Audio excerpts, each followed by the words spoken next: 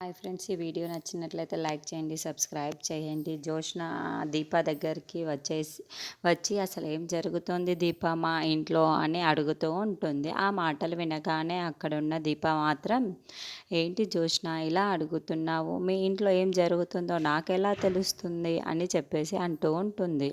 ఆ మాటలు వినగానే అక్కడున్న జోష్న మాత్రం, నువ్వు అలా అనకు దీప, నీకు అన్ని విషయాలు తెలుసు, మా ఇంట్లో ఏం జరిగినా సరే అది నీ వల్లే జరుగుతుంది అని అంటూ ఉంటుంది. ఆ మాటలు వినగానే అక్కడున్న దీప మాత్రం ఒక్కసారిగా జోష్న వైపుకి చాలా కోపంగా చూస్తూ ఉంటుంది. చూడకు దీప, నీకు అన్ని విషయాలు తెలుసు, నువ్వు రావడం వల్ల నా జీవితమే మారిపోయింది. నీ జాతకం ఎలాంటిదో నాకు తెలియదు, కానీ నీ జాతకం వల్ల నా జాతకమే మారిపోయింది దీప అని చెప్తూ ఉంటుంది.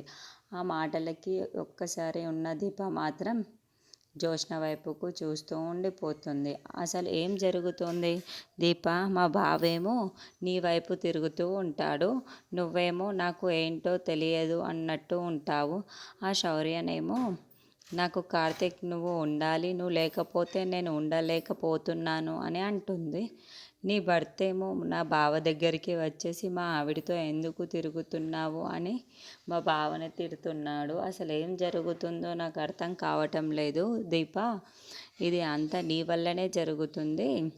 ఇప్పుడు నాకు ఏమైనా నీ వల్ల ఏదైనా జరిగితే మాత్రం నేను అస్సలకే ఊరుకోను దీప, నేనేం చేస్తానో నాకే తెలియదు దీప, నిన్ను మాత్రం వదిలిపెట్టేదే లేదు అని అంటూ ఉంటుంది. ఆ మాటలు వినగానే అక్కడున్న దీప మాత్రం ఒక్కసారిగా జోష్నని చూస్తూ ఏమీ మాట్లాడకుండా అలానే ఉండిపోతుంది. ఇంతలో అక్కడున్న జోష్న మాత్రం, మా బావ అంటే నాకు చాలా ప్రేమ, ఇంత పిచ్చో నీకు తెలియదా, మా బావ కోసం నేను ఏమైనా చేస్తాను, ఆ బిల్డింగ్ మీద నుండి దూకమన్నా దూకుతాను, నా ప్రేమను నిరూపించుకోవడం కోసం ఆ బిల్డింగ్ మీద నుంచి దూకుతాను దీప అని అంటూ ఉంటుంది.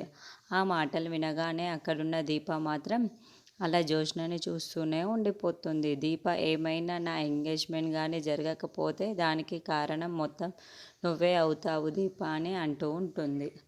ఆ మాటలు వినగానే అక్కడున్న దీప మాత్రం ఒక్కసారిగా షాక్ అయిపోతూ జోష్నని చూస్తూ ఉంటుంది.